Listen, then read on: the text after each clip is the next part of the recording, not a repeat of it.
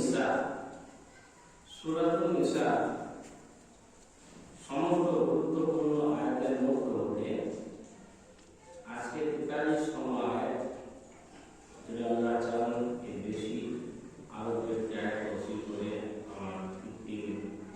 আমার সর্বক্ষণের তফসিল সমাপ্ত করব। আল্লাহ তাআলা বলেছেন, ইয়া আইয়ুহাল্লাযীনা আমানু, হে মুমিনগণ, হে মুমিন সকল, হে আমার সমস্ত বান্দারা যারা পূর্ণাঙ্গ আমার প্রতি ঈমান নিয়েছে,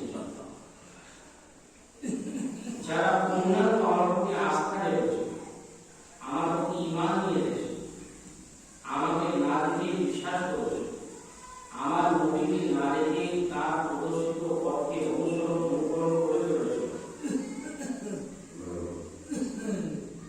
হে আমাদের সমস্ত বান্দারা, লা তাকরাবুস সালাহ, তোমরা নামাজের কাছে যেও না। আল্লাহ তাআলা তার যে বাচন ভঙ্গি কত বিজ্ঞানসম্মত, কত সায়েন্টিফিক, কতটা যুক্তিগ্রাহ্য। দেখুন, আল্লাহ তাআলা যখন কোনো কথার আদেশ দেন, তো আল্লাহ তাআলা প্রথমত বান্দাদেরকে আদর করেন,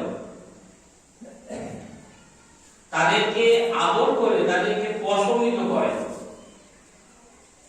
এর দ্বারা একটা আদর শেখা গেল, কোন মানুষকে ভালো কথা বলতে গেলে, উপদেশ করতে গেলে আমাদের বাচন ভঙ্গিটা যেন খুব রুচিসম্মত হয়। হযরত মাওলানা মনসুর নোমানী সাহেব रहमतुल्लाह अलैह बोलते हैं, हक बात हक लहजे से, हक अंदाज से, हक अल्फाज से अगर कही जाए तो असर जरूर रखती है।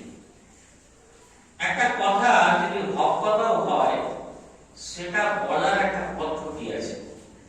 ধরুন, আপনি কোনো মানুষকে নামাজের জন্য আহ্বান করতে চান, প্রথমত তার গায়ে পিঠে হাত বোলান, তাকে কিছু খাওয়ান, তার কিছু কাজের প্রশংসা করুন। অতঃপর তাকে যদি আপনি ভালো কথা বলেন, তাহলে কিন্তু দেখবেন তার মধ্যে সেই কথাটা কবুল করার ক্ষমতা তৈরি অটোমেটিক্যালি হয়ে যাবে। আর যদি আমরা তার উপরে অভিসম্পাত করি, তার উপরে লানত বর্ষণ করি, তাকে লজ্জিত করি কোনো এমন কথার দ্বারায়, তার কিছু ভুল কর্মকাণ্ডের দ্বারায়, তারপর তাকে যদি আমরা বলি যে এই কাজটা তুমি করো না, তখন সে গোলামি করে বলতে পারে যে আমি বেশি করে করব। তো আল্লাহ তাআলা বলেন, ইয়া আইয়ুহাল্লাযীনা আমানু, হে ঈমানদাররা। প্রথম আল্লাহ ঈমানদারদের ঈমানের প্রশংসা করেছেন। ঈমানদার একটা মানুষের জন্য সবচেয়ে বড় উপাধি, সবচেয়ে বড় ডিগ্রি। এটা পৃথিবীতে একজন মানুষ ডক্টরেট করে, ডক্টর হয়, কেউ ইঞ্জিনিয়ার হয়, কেউ বা পিএইচডি করেন, কেউ বা প্রফেসর হন, কেউ বা মাস্টার হন, কেউ বা ব্যারিস্টার হন, যা কিছু হন না কেন, এগুলো সবই সীমাবদ্ধ পৃথিবীর জন্য। এটা পৃথিবীতেই কাজে আসবে না। কিন্তু ঈমানদার হওয়া এমন একটা গুণ, যে গুণটা মানুষের ইহকালের জন্য জরুরি, পরকালের জন্য জরুরি।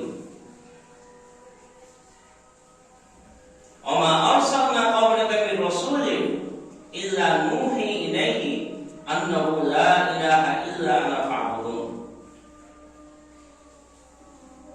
আবুল আম্বিয়া হযরত আদম আলা নবিয়িনা ওয়া আলাইহিস সালাতু ওয়াস সালাম থেকে নিয়ে নবীকুল শিরোমণি জনাব মুহাম্মদুর রাসূলুল্লাহ সাল্লাল্লাহু আলাইহি ওয়াসাল্লাম পর্যন্ত কম বেশি 1,24,000 পয়গম্বরের পৃথিবীতে আগমন ঘটেছিল। প্রত্যেকেরই আহ্বান ছিল মানুষের দরবারে, মানুষের কাছে, জনসম্মুখে, যে আল্লাহকে তোমরা মানো, যে আল্লাহ একক অদ্বিতীয়, চিরন্তন, সদা জাগ্রত। ওয়াহদানিয়াতের বাণী প্রত্যেকটা নবী রাসূল পৃথিবীতে এসে প্রথম এইটাই প্রচার প্রসার করিয়েছেন। ওই জন্য সমস্ত আম্বিয়াদের মিশন ছিল একটাই, সমস্ত বান্দাকে আল্লাহ মুখী করে দেওয়া। হযরত রবিঈ বিন আমির রাদিয়াল্লাহু তাআলা আনহু বলেছিলেন, নাহনু আসহাবু মুহাম্মাদিন সাল্লাল্লাহু আলাইহি ওয়াসাল্লাম ইবতাআসানাল্লাহু লিয়ুখরিজাল ইবাদ মিন ইবাদাতিল ইবাদ ইলা ইবাদাতি রাব্বিল ইবাদ। যে আল্লাহ তাআলা পৃথিবীর বুকে আমাদেরকে পাঠিয়েছেন উদ্দেশ্য একটাই, যাতে করে আমরা সমগ্র মানুষকে মানুষের দাসত্ব থেকে, তাদের শৃঙ্খল থেকে মুক্ত করে তাদেরকে এক আল্লাহর সঙ্গে সম্পর্ক যুক্ত করতে পারি, আল্লাহর বান্দাকে আল্লাহর সঙ্গে কানেক্টেড করতে পারি। এই উদ্দেশ্যে আল্লাহ তাআলা আমাদেরকে পাঠিয়েছেন। তাহলে একজন মুমিন হওয়া এটা বড় সৌভাগ্য। আমাদেরকে বুকে হাত রেখে কখনো ভাবা উচিত যে অমূল্য সম্পদ ঈমানটা আল্লাহ তাআলা আমাদেরকে দান করেছেন, না বিনা চাওয়ায়, দরখাস্ত না করেই আল্লাহ তাআলা আমাদেরকে ঈমান দিয়েছেন। ঈমান দিয়েছেন। তাহলে ঈমান একটা বড় সম্পদ। আল্লাহ রাসূল সাল্লাল্লাহু আলাইহি সাল্লাম তার মনের কতখানি ইচ্ছা ছিল, কত মনোবাঞ্ছা, তার কত বড় মনোবাঞ্ছা ছিল, মনস্কামনা ছিল যে আমার চাচা যান আবু তালেব যে আমাকে আমৃত্যু আমার রক্ষণাবেক্ষণ করেছে, আমাকে সাহায্য করেছে, আমাকে সাপোর্ট দিয়েছে, সেই চাচা আমার জান্নাতি হোক, কালেমা ওয়ালা হোক, কালেমা পড়ে নিক, মৃত্যুর ফেরেশতা আসার পূর্বে যদি কোনো মানুষ ঈমানের জন্য কালেমা তাইয়্যিবা লা ইলাহা ইল্লাল্লাহ পড়ে নেয়, সে মুমিন। সে মুমিন হয়ে গেল। যে একবার আবু তালেবের মুখ থেকে উচ্চারিত হতো কালেমা তাইয়্যিবার বাণীটা, তাহলে আবু তালেব জান্নাতি হয়ে যেতেন। এটা নবীর ইচ্ছা ছিল, কিন্তু নবী পারেননি। কারণ আল্লাহ তাআলা বলেন, ইন্নাকা লা তাহদি মান আহবাবত ওয়ালাকিন্নাল্লাহ ইয়াহদি মান ইয়াশা। হে নবী, তুমি যাকে ইচ্ছা হেদায়েত প্রাপ্ত করতে পারো না, যাকে ইচ্ছা তুমি হেদায়েতের পথ দেখাতে পারো না। হেদায়েতের পথ দেখাতে পারো, কিন্তু হেদায়েত প্রাপ্ত করতে পারো না। একটা হচ্ছে হেদায়েতের পথ দেখানো, পথ দেখানো অন্য জিনিস। পথ দেখানো শোয়িং দ্য ওয়ে, রাস্তা দেখানো কোনো মানুষকে টর্চ মেরে। কিন্তু রাস্তা দেখাবার পরেই যদি সেই মানুষকে সেই পথের পথিক না হয়ে বিপদগামী হয়, তাহলে আপনার দেখানোটা তাকে একদম তার গন্তব্যস্থল পর্যন্ত পৌঁছাতে পারলো না। গন্তব্যস্থলে, ডেস্টিনেশনে পৌঁছাবার জন্য শর্ত হচ্ছে কি, যে রাস্তা দেখাবার পরে সেই মানুষকে সেই রাস্তায় হাঁটতে হবে। তো ঈমানদার হওয়াটা বড় গুণ। আল্লাহ তাআলা সেই ঈমানদারদেরকে বিশেষ করে সম্বোধন করে বললেন যে লা তাকরাবুস সালাত, তোমরা নামাজের কাছে যেও না। কখন? ওয়া আনতুম সুকারা, যখন তোমরা নেশাগ্রস্ত অবস্থায় থাকবে, যখন তোমরা মদ্যপ অবস্থায় থাকবে। আল্লাহ তাআলা মদকে ডাইরেক্ট হারাম করেননি। আল্লাহ তাআলা মদকে হারাম করেছেন স্তর বাই স্তর। আল্লাহ তাআলা প্রথমে বললেন, ইয়াসআলুনাকা আনিল খামরি ওয়াল মাইসির কুল ফীহিমা ইসমুন কাবীর ওয়া মানাফিউ লিন-নাস ওয়া ইসমুহুমা আকবারু মিন নাফইহিমা। যারা লোকেরা তোমাকে জিজ্ঞাসা করছে মদ সম্পর্কে, হে নবী তুমি বলে দাও, কুল ফীহিমা ইসমুন কাবীর, যে এতে মানুষের জন্য অনেক কি আছে, ক্ষতির দিক আছে, গুনাহ আছে, আর কিছু লাভের দিকও আছে। কোন জিনিসটা আছে যা লাভ হতে পারে না? কিছু লাভ হতেই পারে। কেউ যদি কারো খিদে পায়, ধরুন সে বোকা যদি গোবর খেয়ে নেয়, এক বাসন গোবর খেয়ে নিল, তাহলে বলুন তার পেটটা ভরবে না? ভরবে না। পেটটা তার ভরে যাবে, কিন্তু পেট ভরে গেলে একটা লাভ হতে পারে, কিন্তু এটার দ্বারা কি তার শরীরে পুষ্টি আসবে? তার শরীরের মধ্যে নিউট্রিশন হবে? কোনোদিনই হবে না। কারণ এই জন্য হবে না যে আল্লাহ তাআলা মানুষের জন্য ওর মধ্যে সেই খাদ্যগুণটা রাখেননি। তো আল্লাহ তাআলা বলছেন, কুল ফীহিমা ইসমুন কাবীর ওয়া মানাফিউ লিন-নাস ওয়া ইসমুহুমা আকবারু মিন নাফইহিমা। কিন্তু এর যে এটা আছে, ফায়দাটা আছে, সেটা খুবই কম, খুবই কম। ক্ষতির দিকটা অনেক বেশি, ক্ষতির দিক অনেক বেশি। আল্লাহ তাআলা প্রথম এইভাবে মানুষকে বোঝালেন, রুটি যদি আপনি তৈরি করতে চান, আগে তাওয়াটা গরম করতে হবে। আপনি তাওয়া গরম করলেন না, রুটি সেকতে শুরু করে দিলেন, হবে না। কাকে কেমন ডোজ দিতে হয় সেটা আল্লাহ নবী আমাদের শিখিয়েছেন, আল্লাহ আমাদের শিখিয়েছেন।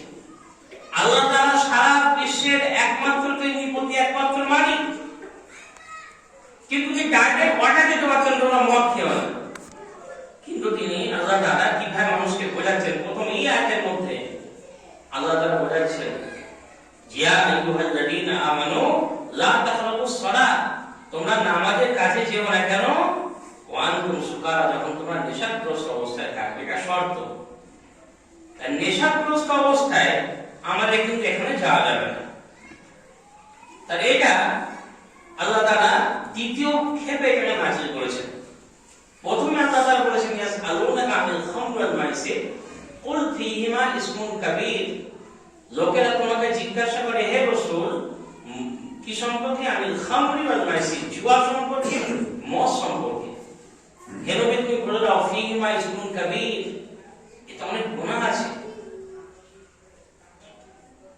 আমানাফিউ লিন-নাস, কিছু ক্ষেত্রে লাভ আছে মানুষের, কিন্তু ইসমুহুমা আকবারু মিন নাফইহিমা। দুটোকে যদি কম্পেয়ার করো, তুল্য মূল্য বিচার করো, তাহলে তোমরা দেখবে যে এর মধ্যে ক্ষতির দিকটা অনেক বেশি, লাভের দিকটা অনেক কম।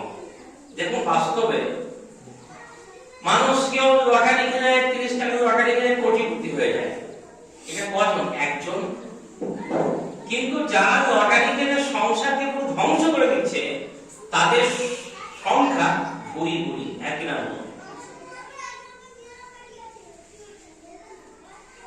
দেখাচ্ছে যে কত সংখ্যা আছে তার, কত মানুষ আছে দিনের গণবন্ধ বন্ধ করে লটারি কিনেছে, পায়নি তারা। ঘরের খাট বিছানা কি করে লটারি কিনেছে তাও পায়নি। কারণ ফাঁকিবাজির রাস্তাতে সফলতা কখন এক একজনের হয়ে যায়, কিন্তু আল্লাহর নিয়ম হচ্ছে মেহনত করতে হবে। আল্লাহর নিয়ম হচ্ছে মেহনত করতে হবে।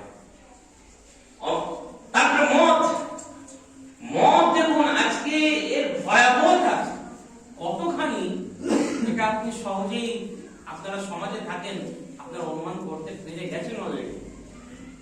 যাকে কত সংসার ধ্বংসের গতি, কত সংসারের মেয়ে মানুষেরা, যাদের স্বামীদের ব্যাপক ইনকাম আছে। অনেক স্বামী আছে মাসে 70-80 হাজার টাকা স্যালারি পায়, তাও তাদের মাসের শেষে 20,000-30,000 টাকা ধার হয়। কেন? তারা খাবার সময় বিয়ার খায়, বিয়ার থেকে তাদের মাসে 30-40 টাকা খরচা হয়ে যাচ্ছে, এত বিয়ার খায় তারা। সব জায়গার দিকে চলে যান, বহু জায়গায় এমন আছে। মানুষরা যদি সংসারে ঢোকেন, আপনি রিপোর্ট পেয়ে যাবেন। ভিআইপি তারা, কত প্রফেসর সাহেব, তাদের বাড়ির ভিতরকার খবর, তারা মদ খেয়ে বিয়ারকে ফকির হয়ে গেছে, কিছু তারা ছেড়ে যেতেও পারেনি শেষমেশ। কেন? মদ এমন একটা কাল সাপ আমাদের জন্য, যেই বাড়িতে, যেই যুবকের মধ্যে, যেই যুবতীর মধ্যে এই জিনিসটা একবার ঢুকে যাবে, একেবারে ধ্বংস করে কুড়ে কুড়ে শেষ করে দেবে। আল্লাহ তাআলা প্রথমে এইভাবে বুঝালেন, তোমরা এইভাবে যে এইভাবে মদ খেও না, এতে অনেক ক্ষতির দিক আছে, অনেক ক্ষতির দিক আছে। মদ যারা খায় তার নিজের শরীরের সমস্ত শক্তিকে তারা হারিয়ে ফেলে, তাদের লাংস নষ্ট হয়ে যায়, তাদের কিডনি নষ্ট হয়ে যায়, তাদের হার্ট নষ্ট হয়ে যায়, তাদের শরীরের শক্তি সবকিছু শেষ হয়ে যায়। কিছুক্ষণ যতক্ষণ খায়, মনে কলজলারা খায়, কিছুক্ষণ তাদের শক্তি থাকে, কৃত্রিম শক্তি, ওটা কৃত্রিম শক্তি তৈরি হয়, কিছুক্ষণের জন্য তৈরি হয়, তারপর মানুষকে একেবারে বিরক্তি পুড়ে পুড়ে শেষ করে দেয়। কত বাড়ি আজকে আছে উজাড় হয়ে গেছে, কত বাড়ির মেয়ে মানুষরা আজকে তাদের স্বামী মদ খাওয়ার জন্য তারা বিপদগামী হয়ে গেছে। অনেক মেয়েরা সংসার চালানোর জন্য ব্যভিচারীতে লিপ্ত হয়ে গেছে। অনেক মেয়েরা যেহেতু তাদের স্বামীরা মদ খায়, সংসারে পয়সা নেয় না, তাদের বাচ্চাকে খাবে কোথেকে, ব্যভিচারীতে লিপ্ত হয়েছে তারা। সেই রাস্তায়, সেই অবৈধ রাস্তার মাধ্যমে তারা উপার্জন করছে। আছে কোথায় কেনা নিচ্ছে সমাজের মতো অবস্থা। এই জন্যে আমাদের সমাজের মধ্যে যখন একটা পাপ শুরু হয়, সেই পাপটা যখন মানুষরা করতে শুরু করে, আমাদের সেটা খুব সহজ ভাবে নেওয়া উচিত নয়। একটা গ্রামে মদের দোকান তৈরি হচ্ছে, শুরুতে গিয়ে প্রতিবন্ধক হয়ে দাঁড়াতে হবে। কারণ একটা গাছ যখন সে অঙ্কুরের আকারে থাকে, তাকে ধ্বংস করতে দুটো আঙুল লাগে। কি লাগে? অঙ্কুর পর্যন্ত ছোট্ট মতো চাল, তখন ধ্বংস করতে দুটো আঙুল লাগে। আর যখন সেটা মহিরূপে পরিণত হয়, তখন কিন্তু তাকে আপনি দু আঙুল ধ্বংস করতে পারবেন না, দু হাতও ধ্বংস করতে পারবেন না, তার ধ্বংস সাধনটা অনেকটাই কষ্টসাধ্য। তাহলে যখন ওটা শুরুতে গড়াচ্ছে এমন দোকান পাড়ার মধ্যে, যারা এরকম কারবার করছে, মানুষের জীবন নিয়ে খেলা করছে, যারা মানুষের ভবিষ্যতে ছিনিমিনি করছে, তাদের ব্যক্তি স্বার্থের জন্য, আমাদের করণীয় হচ্ছে, আমাদের দায়িত্ব হচ্ছে, এটা আমাদের উপরে দায়বদ্ধতা হলো যে আমরা যেন সেটা রুখে দিই, যে না এটা করা যাবে না।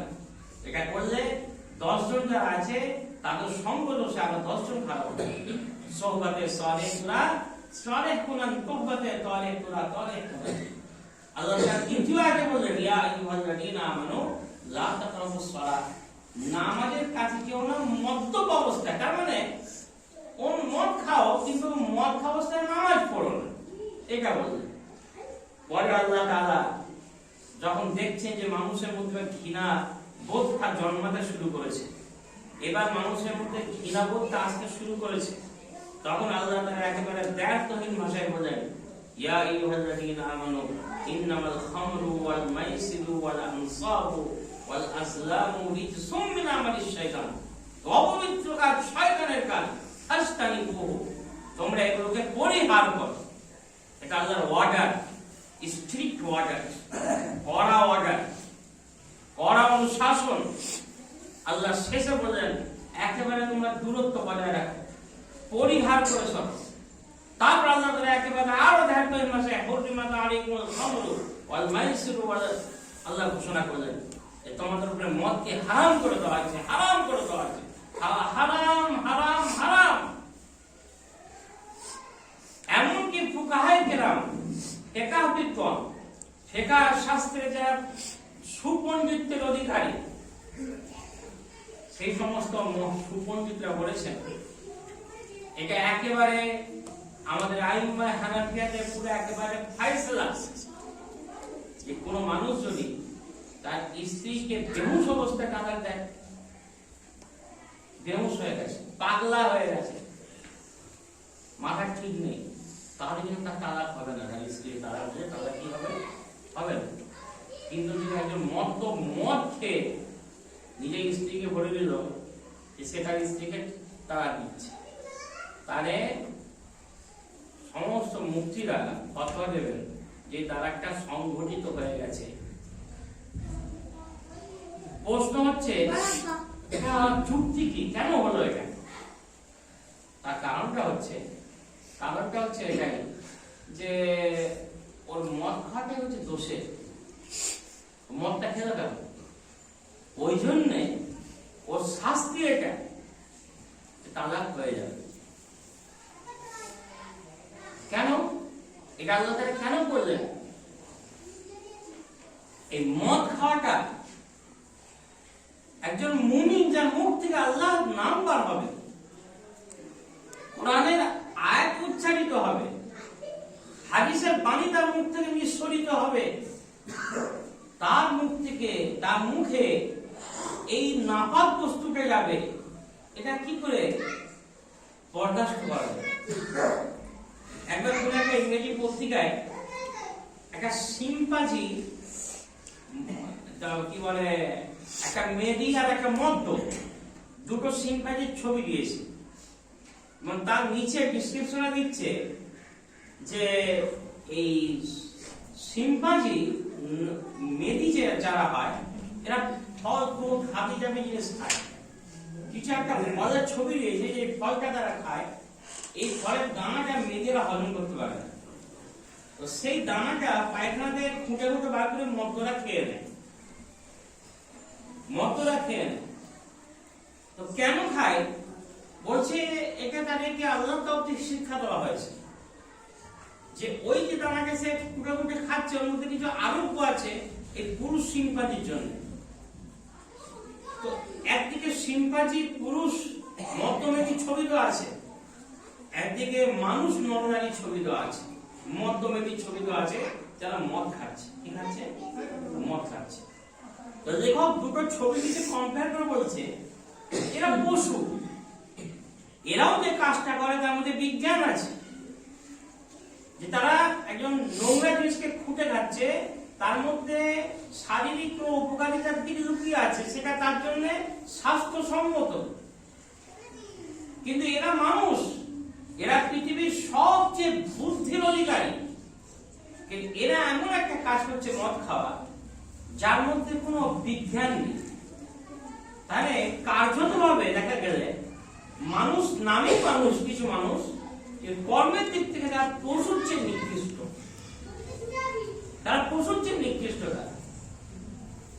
একজন মানুষ যখন মদ খায় তার মা, বোন, স্ত্রী এর মধ্যে তারা পার্থক্য হারিয়ে থাকে। অনেক ঘরে দেখা গেছে এরকম ঘটেছে, মদকে মাকে বউ করে জড়িয়ে ধরেছে, মা ছাড়াবার চেষ্টা করছে। যখন মানুষ মদ খায় তার শরীরে ভাল্লুকের বজ্র আছে, ভাল্লুকের বজ্র আছে কিছুক্ষণের জন্য। মা ছাড়াবার চেষ্টা করছে, মা তার এই কাণ্ড থেকে বেহুশ হয়ে গেছে। স্ত্রীকে গিয়ে বলছে ও মা, মা হাত দে না মা। স্ত্রীকে কি বলছে? মা বলছে। আপনারা হয়তো অনেকে শুনেছেন, সমাজে আপনারাও বসবাস করেন। তাহলে একটা মানুষ যখন মদ খায় তার বুদ্ধির স্তরটাও সে হারিয়ে ফেলে, আর্থিক ভাবে সে নিজেকে শেষ করে ফেলে, শারীরিক ভাবে নিজেকে শেষ করে ফেলে, মানবিকতার দিকটাও সে নিজে শেষ করে ফেলে, চরিত্রের দিকটাও সে শেষ করে ফেলে। তার বাকি আর কি রইল মানুষের জীবনে? একটা পশুও একমাত্র শুয়োর ব্যতীত প্রত্যেকটা পশুর মধ্যেও নিজের মাকে তারা চেনে, মায়ের সঙ্গে তারা কখনো শারীরিক সম্পর্ক করার কথা ভাবেই না। পশুর মধ্যে এই প্রত্যাল্য তারা দিয়েছে। সেখানে মানুষ যখন মদ খায়, সমাজের মধ্যে অনেক ঘটনা এমন ঘটেছে যা আমাদের জন্য লোমহর্ষক, আমাদেরকে হতবাক করে ছেড়ে দেয়। তো আল্লাহ তাআলা বলেছেন ইয়া আইয়ুহাল্লাযীনা আমানু লা তাকরাবুস সালাতা ওয়া আনতুম সুকারা হাত্তা তা'লামু মা তাকুলুন। যতক্ষণ না তোমরা জানতে পারো, তোমাদের সেই বোধগম্যটা আসে যে তোমরা বুঝতে পারো যাতে করে মা তাকুলুন, কি তোমরা বলছো। এটা শুরু ইসলামে। এখন কোনো প্রশ্নই হয় না মদ খাওয়া। তখন মদ খাওয়া জায়েজ ছিল প্রথম দিকে, অনেক সাহাবারা মদ খেয়েছে। কিন্তু যখনই মদের হারাম হওয়ার ব্যাপারে আয়াত এসছে, কিছু কিছু সাহাবের ঘরে মদের ঘড়া ছিল, বড় বড় মদের ঘড়া। সেই মদের ঘড়াগুলোকে দিয়ে ভেঙেছে সবাই, প্রত্যেকে তার বাড়ির মদগুলোকে বাইরে নিয়ে এসে বইয়ে দিয়েছে। দেখছে নালা থেকে যখন কুরবানির দিনে শুধু রক্ত বয়, না জানি রাসূল কি বলেছে, মদ বলেছে। একজন সাহাবী নামাজ পড়াতে এসেছেন, মদ খেয়ে, তখন মদ হারাম হয়নি, খেতে পারেন, তখন মদটা কি হয়নি, হারাম হয়নি, মদ খাওয়া বৈধ ছিল। একজন সাহাবী নামাজ পড়াতে এসেছেন, ফজরের নামাজ, ফজরের নামাজ 2 রাকাত পড়াবার পরিবর্তে 4 রাকাত পড়িয়েছেন, পড়িয়ে সালাম ফিরে বলছেন আর কিছু রাকাত পড়াবো, আর কিছু রাকাত যদি বলো পড়িয়ে দেবো। আমিরে হামজা রাদিয়াল্লাহু তাআলা, যাকে বলা হয় সাইয়্যিদুশ শুহাদা, হামজা, সমস্ত শহীদ কুল শিরোমণি, শহীদদের সর্দারকে আমিরে হামজা রাদিয়াল্লাহু আনহু। আমিরে হামজা মদ্যপ অবস্থায় একজন উটকে গিয়ে হত্যা করে ফেলেছে। তার বাড়ির লোকেরা সেই উটের মালিক এসে আল্লাহ নবীর দ্বারস্থ হয়েছে, আল্লাহ নবীকে কুর্নিশ করেছিল, শিকায়ত করেছে। আল্লাহ নবী আমিরে হামজার কাছে গেছেন, যে আমিরে হামজার চোখ পুরো লাল হয়ে গেছে। আল্লাহ নবী বকতে বলেছে, চুপ, তুমি কি কথা বলছো? আল্লাহ নবীকে একটা কটু ভাষা বলেছে, গোলাম করে সম্বোধন করেছেন। আল্লাহ নবী সাল্লাল্লাহু আলাইহি ওয়াসাল্লাম বুঝতে পেরেছেন যে বুদ্ধিতে পর্দা পড়ে গেছে। খামর, মদকে খামর এই জন্যই বলা হয় যে বুদ্ধিতে পর্দা পড়ে যায়। খামর মানে হচ্ছে পর্দা করে দেওয়া, মদ খেলে বুদ্ধির মধ্যে একটা পর্দা পড়ে যায়। আল্লাহ রাসূল বুঝতে পারলেন যে এখন এর বুদ্ধির মুখে পর্দা পড়ে গেছে, নবী পিছিয়ে এসেছে। নবী বুঝতেন কোনখানে কোন কথাকে অ্যাপ্লাই করা যাবে, কোথায় কোন কথাকে অ্যাপ্লাই করা যাবে না। আল্লাহ তাআলা প্রথম যখন মদ হারাম হয়নি, তখন আল্লাহ তাআলা বলেছেন যে তোমরা যখন মদ খাবে তখন নামাজের কাছে আসবে না। হ্যাঁ, যখন তোমাদের হুঁশজ্ঞান ফিরে আসবে, যখন তোমরা নিজের কথা বুঝতে পারবে যে তোমরা কি বলছো, তখন তোমরা নামাজে ফিরে আসবে। যতক্ষণ না এটা বুঝতে পারবে, নামাজে আসবে না। কারণ নামাজের মধ্যে যদি কি অবস্থায় নামাজ পড়তেন তখন, তাহলে হতে পারে সে নিজের উপরে নামাজ পড়া অবস্থায় বদদোয়া দিতে পারে, বা সে এমন কিছু আয়াত করতে পারে যার দ্বারা তার নামাজ কিন্তু যাবে হবেই না। যেমন ইন্না শাইতান, শয়তান কি করে, মানুষকে কুকাজের হুকুম দেয়, বুঝতে পারছেন? আর আল্লাহ তাআলা কিসের হুকুম দেন, ভালো কাজের হুকুম দেন। আমরা খুতবায় পড়ি ইন্নাল্লাহা ইয়া'মুরু বিল আদলি ওয়াল ইহসানি ওয়া ইতা'i যিল কুরবা ওয়া ইয়ানহা আনিল ফাহশাই ওয়াল মুনকারি ওয়াল বাগি। এবার এখানে কেউ যদি পড়ে দেয় ইন্নাশ শাইতানা ইয়া'মুরু বিল আদলি ওয়াল ইহসানি ওয়া ইতা'i যিল কুরবা, যে শয়তান হুকুম দেয় কিসের, ইনসাফ করার হুকুম দেয়। শয়তানকে হুকুম দেয়। এবার এখানে যদি সে ইন্নাল্লাহা ইয়া'মুরু বিল আদলির পরিবর্তে ইন্নাশ শাইতানা ইয়া'মুরু বিল আদলি পড়ে দেয়, তাহলে কি হবে, পুরো নামাজটাই বাতিল হয়ে যাবে। কুল ইয়া আইয়ুহাল কাফিরুন লা আ'বুদু মা তা'বুদুন, হে মুহাম্মদ তুমি বলে দাও, হে আল্লাহর প্রতি অবিশ্বাসকারীরা, লা আ'বুদু মা তা'বুদুন, তোমরা যাদের উপাসনা করো আমি তার উপাসনা করি না।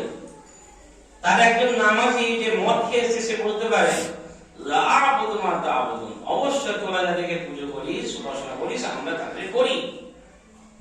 তাহলে নামাজটা হবে, পুরো নামাজটা ঘুরে যাবে।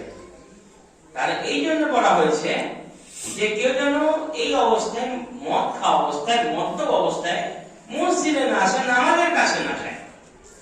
আর এখন এই প্রশ্নটা আসছেই না, কারণ এখন তো মদ সম্পূর্ণ হারাম, সম্পূর্ণ হারাম। আগে আল্লাহ বলেছেন ওয়ালা জুনুবান ইল্লা আবিরি সাবিলিন হাত্তা তাগতাসিলু, যখন তোমরা জুনুবি অবস্থায় থাকবে, স্ত্রীর সঙ্গে মেলামেশা করেছে কেউ, বা কারো নাইট ফলস হয়ে গেছে, হ্যাঁ, তার বীর্যপাত হয়ে গেছে যে কোনো কারণে, সে জুনুবি বলা থাকে কোরআনের ভাষায় জুনুবি। যারা স্ত্রীর সঙ্গে মেলামেশা করেছে বা এই জিনিসগুলো হয়ে গেছে, বীর্য বেরিয়ে গেছে, তাকে জুনুবি বলা হয়। তো আল্লাহ তাআলা বলছে এই অবস্থাতেও তোমরা জুনুবি অবস্থাতে নামাজের কাছে যাবে না, মসজিদের কাছেও যাবে না, যতক্ষণ না তোমরা গোসল করো। কি করো? গোসল করো। তাহলে এই যে ফরজ গোসল, এই ফরজ গোসলটাও আমরা অনেকে করতে জানি না। ফরজ গোসলের পদ্ধতি আছে। প্রথমে করতে হয়? পেশাব করতে হয়, পায়খানা করতে হয়। পেশাব পায়খানা করার পরে ওই জায়গাটাকে ভালো করে ধৌত করতে হয়, পরিষ্কার করতে হয়। তারপরে নাকে একটু জোরে জোরে পানি দিয়ে নাকের একদম ভিতর পর্যন্ত, নাসিকার ভিতর পর্যন্ত পানি পৌঁছাতে হবে, গড়গড়া করতে হবে। হ্যাঁ, রোজা অবস্থায় যদি থাকে গড়গড়া করার দরকার নেই, কুল্লি করতে হবে। রোজা অবস্থায় গড়গড়া করতে গেলে তাহলে কি হবে? সম্ভাবনা থাকবে যে তার ভিতরে পানি চলে যাওয়া। এই জন্য মানা করা হচ্ছে রমজান মাসে রোজা অবস্থায় থাকে। আর পুরো শরীরে ভালো করে পানি পৌঁছায় না, বসে বসে, একটা চুল পরিমাণ স্থান শুকনো না থাকে। কানের ভিতরে আঙুল ঢুকিয়ে, এইগুলো আঙুল ঘুরিয়ে কানে কাটে ভালো করে গোসল করা। হযরত আলী রাদিয়াল্লাহু আনহু উনি যখন বুঝতে পারলেন যে এক চুল পরিমাণ যদিও শুষ্ক থাকে তাহলে নামাজ হবে না, গোসল শুদ্ধ হবে না, হযরত আলী রাদিয়াল্লাহু তাআলা প্রায় ন্যাড়া হয়ে থাকতেন। কেন ন্যাড়া হলে আর পানি পড়ে ব্যাপার থাকবে না, আরামসে অনায়াসে পানি পৌঁছে যাবে। আলী ন্যাড়া থাকতেন, এত ভয় করতেন বিষয়টাকে। আর এখনকার মানুষরা গোসল করতে না মেয়েরা জানে না পুরুষেরা জানে। মেয়েরা কি করে? তারা পুকুরে যায়, পান কৌড়ি ছোট ছোট করে ডুব মেরে লজ্জা কাটলে বাইরে চলে আসে। এটা কেমন জানেন? মানে রেকর্ডিং হচ্ছে, সব করে বলতেও কেমন লাগে, কারণ নেকের সাথে সবাই শুনবে। আমাদের সমাজটা একটু উল্টো গাছে হয়ে গেছে। পায়খানা খাবে কিন্তু মুখে না দেখে যায়। হ্যাঁ, সে গল্প একটা আমরা ছোটবেলা শুনেছি, একজন পাশে পায়খানা করেছে, শুকনো নেবে, সে ডিম ভাজা মনে করেছে, করে একটু খেয়েছে, খেতে পায় করাচ্ছি। সেসব বলছে হাইরে খেয়েছি বটে, ভাগ্যিস মুখে লাগায়নি। আমাদের সমাজ কেমন? আল্লাহ তাআলা এই জিনিসটা দিয়েছেন প্রত্যেকটা মানুষকে, লজ্জার কিছু নেই। আল্লাহ নবী সাল্লাল্লাহু আলাইহি ওয়াসাল্লাম নামাজে আনিয়েছেন মিম্বার এসে, ভাবুন ভালো করে, পাখালি স্থান নয় এগুলো। এগুলো কেন বলছি? আপনারা আমার বাপ দাদার বয়সে বসে আছে, কিন্তু এটা আমানত, না বললে আমি গোনা খাবো। আল্লাহ নবী নামাজে দাঁড়িয়েছেন, দাঁড়িয়ে আল্লাহ নবী ফট করে মনে হয়েছে যে আমার তো ঘরের গোসল হয়ে গেছে, গোসলটা করা হয়নি। আল্লাহ নবী সাহাবাদের কোনো দান করে দিয়ে বাড়িতে গেলেন, যে গোসল করে আসলেন। কি করে আসলেন? গোসল করে এসে নবীর চুলতে পানি টপছে, ওই অবস্থায় নামাজ পড়াচ্ছেন আল্লাহ রাসূল। আবু হুরায়রা রাদিয়াল্লাহু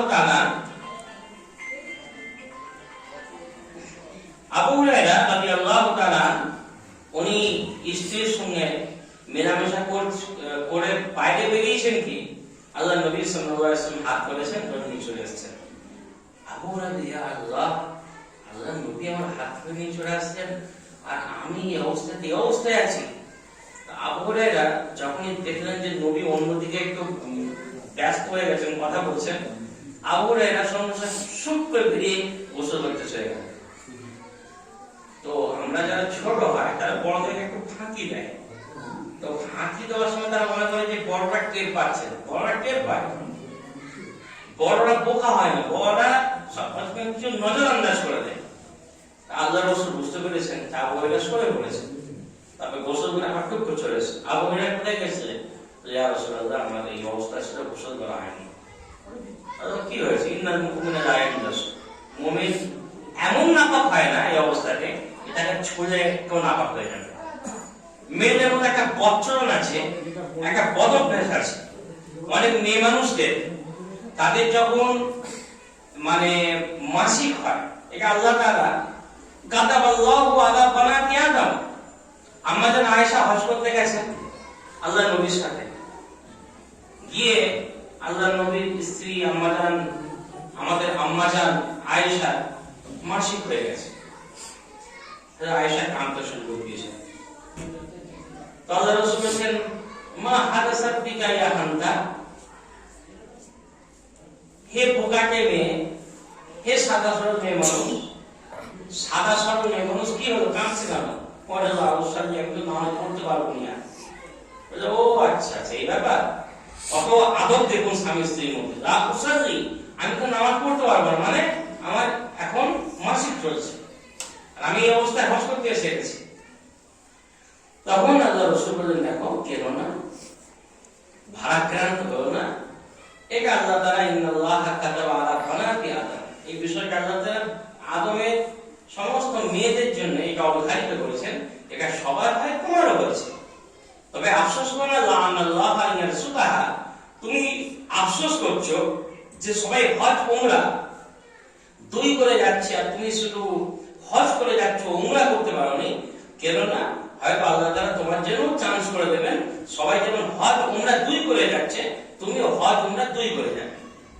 তো আল্লাহ রাসূলের কথা মোতাবেক করে আমাদের আয়েশা যখন পাক হলেন, তখন আল্লাহ নবী তার সালা আব্দুর রহমান বিন আবু বকরকে বললেন, যাও তোমার বোনকে নিয়ে যাও ইহরাম বানিয়ে নিয়ে এসো তানঈম থেকে। তানঈম এখন মক্কা থেকে আপনার 6 কিলোমিটার দূরত্বে একটা জায়গা, যেখানে মসজিদে আয়েশা আছে। ওখান থেকে উনি ইহরাম বেঁধে ফের উমরা করলেন। আল্লাহ রাসূল বললেন, আমি অমুক জায়গায় তোমার অপেক্ষায় থাকবো, তুমি আসবে, একসাথে আমরা মদিনায় রওনা হবো। আমরা আয়েশা উমরা করলেন, ফিরে চলে আসলেন। তারপর তাহলে কি বোঝা যাচ্ছে যে এইগুলো মেন্স হওয়া, মিলামেশা, নবী রাসূল সবার মধ্যে ছিল এগুলো, কিন্তু তারা পবিত্রতাকে পরিহার করেননি, পবিত্রতা অর্জন দ্বারা লজ্জা বোধ করেন। লজ্জা কিসের? ধরো আমি নামাজ পড়াচ্ছি, আমার নামাজে কিছু একটা বেগতিক হয়ে গেল, নামাজটা আমার হলো না, তাহলে আমি কি বলবো? ও বাবা, লোকেরা কি বলবে? ধরুন আমার বাথরুম হয়ে গেল নামাজ পড়া থেকে, এবার আমি নামাজ ভাবছি বলবো কি বলবো না, বলবো কি বলবো না, বলবো কি বলবো না। যদি বলে যে লোকেরা হুজুরের খাওয়াটা খুব বেশি হয়ে যাচ্ছে, কেউ বলবে হুজুরকে একটু কম খাওয়াতে হবে, হ্যাঁ, এরকম সব অট্টহাসি করবে, কে মজা করবে, তার থেকে বলবুনি চলে যায়। তাহলে কি হবে? কিয়ামতের দিন আল্লাহর কাছে ছাড় পাবো না। আর যদি আল্লাহকে ভয় করতে চাই, আপনার আল্লাহর সঙ্গে ছাড় পাবো না। আপনার অনেক ধরনের মানুষরা বলবেন, কেউ বা হেসে, কেউ বা রেগে, হ্যাঁ, তো আমার জন্য করণীয় কি হবে সেটা বলে দেওয়া। মানুষেরই এটা খাসলত, প্রেসার কম করে না, তাহলে গ্যাস পায় না, মানুষেরই হয়। আল্লাহ তাআলা মানুষ করেছেন আমাকে, হতেই পারে কখনো। আর সেটাকে আপনারও বুদ্ধিমান হওয়া, আপনারা মেনে নেবে, কোনো অসুবিধা হবে না। আর যে বোকা হন বা কেউ নাবালক হন বুড়ো হয়েও, তাহলে তিনি আমার সঙ্গে আলোচনা করবেন, আমার রাগ করবেন, জুম্মা পড়াতে হলো, পেটটা ঠিক করতে আসেনি, তো কি করবে? আগে বলছে হাত্তা তাতাসিল ওয়া ইন কুনতুম মারদা, আল্লাহ তার কত মেহেরবান।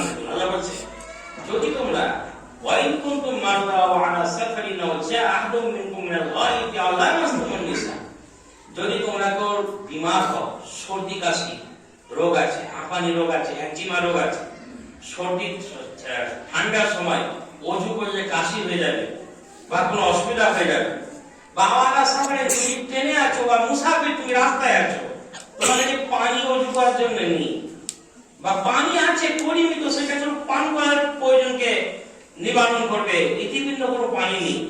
আও যা আহাদুম মিনকুম মিনাল গায়িবি, বা কেউ তোমার পেশাব পায়খানা করে এসেছো, আও লামাসতুমুন নিসা, বা তোমরা যদি কেউ স্ত্রীকে ছুঁয়ে থাকো, মানে স্ত্রীর সঙ্গে মেলামেশা করে থাকো, আর তোমাদের কাছে খালামটা ছিল মান, তোমরা যদি পানি না পাও, তাহলে কি করে পবিত্রতা অর্জন করবে? পানি নেই। আমাদের এখানে এই ব্যাপারটা বোঝা খুব কষ্ট, পানি নিয়ে আবার হয় নাকি? রাজস্থানে চলে যান, রাজস্থানে পানির এতটাই অভাব, আমাদের শিক্ষকরা বলছেন রাজস্থানে বাচ্চারা যদি বেকাইলে পানি চায় মায়েরা মারে, এত পানির অভাব সেখানে। কেউ রাজস্থানে থাকলে তাদের বেগুনি মাথা নাচ্ছে, এত অভাব সেখানে পানি। আর আমাদের পানির অভাব নেই, সব দিক পুকুর আর পুকুর, পুকুর আর পুকুর। তো সেই ক্ষেত্রে আল্লাহ বলছেন ফাতায়াম্মামু সাঈদান তাইয়িবান, তোমরা পবিত্র মাটির দ্বারা তায়াম্মুম করো। তায়াম্মুম মানে কি? তায়াম্মুম মানে কিছুই নয়, এই যে দেওয়াল দেখছেন, দেওয়াল, মাটি, ধুলো, সেখানে এরকম হাত মারবেন, যদি খুব মাটি থাকে সেখানে ধুলো, এইভাবে একবার হাত মারবেন, ভালোবাসুন সবাই, এইভাবে হাত মারলেন একবার, মেরে হাতটা যদি খুব বেশি ধুলো হয়ে যায়, ভূত হয়ে যাবে মাপে, আপনি হাতটা ছেড়ে দেন একবার, নিয়ে যেমন অজুতে এই চুলের গোড়া থেকে থুতনি নিচে পর্যন্ত, এক কানের লতিকা থেকে দ্বিতীয় কানের লতিকা পর্যন্ত, এই জয়টাকে এইটা এই পর্যন্ত ভালো করে ঘষে নেয়, হয়ে গেল। আবার একবার মারবে, এটা হাতটা ছাড়বে, যে পুরোপুরি বেশি থাকে, দিয়ে এই হাতটা একদম একখানি কোমরি পর্যন্ত, কোমরের উপর পর্যন্ত ভালো করে করুন। আবার এইদিকেও এই হাতে এভাবে করে করুন, হয়ে গেল তায়াম্মুম। গোসলের তায়াম্মুম, যদি কারো গোসল খরচ হয় তারও এটা তায়াম্মুম, আর নরমাল মানুষের তার পায়খানা পেশাব করেছে তাদের জন্য একই তায়াম্মুম। হযরত ওমর ফারুক রাদিয়াল্লাহু তাআলা আরেকজন সাহাবী, দুইজন গেছেন বকরি চড়াতে, ঘটনাক্রমে দুইজন সাহাবী কি হয়ে গেছে, বীর্যপাত হয়ে গেছে ঘুমন্ত অবস্থায়। দুইজন সাহাবী একসঙ্গে ঘটেছে। সেই সাহাবী তিনি ভাবলেন যে আমার তো নামাজ পড়তে হবে, পানি নেই, তাহলে তায়াম্মুম করার একটা রাস্তা আছে, তাহলে গোসলের তায়াম্মুম মানে গোসলের মতো হতে হবে। উনি কি করেছেন, পুরো শরীরে যে পশুরা রোটা ফোটা করে কাঁচুল দেয়, পুরো এরকম পুরো শরীরে মাটি মেখেছে। উমর ফারুক বলছে তো এরকম আমরা ইসলামে এরকম সোজা করেন, উনি চুপচাপ হয়ে গেছেন, উনি নামাজ পড়েননি অবস্থায়। এরকম কাজ হয় নাই, পুরো শরীরে মাটি মাখবো এর মতো গরুর মতো। আল্লাহ নবীর কাছে আসলেন দুজনই, এসে সমস্যা করলেন। তখন আল্লাহ নবী কথাটা শুনে হাসলেন, শেষে বললেন যে দেখো, গোসল খরচ হোক বা যাই হোক, তায়াম্মুম উভয় ক্ষেত্রে সমান। তায়াম্মুম শুধু দুটো অঙ্গের হয়, কয়টা অঙ্গের তায়াম্মুম হয়? দুটো অঙ্গের। আমাকে একজন তায়াম্মুম শেখাচ্ছেন,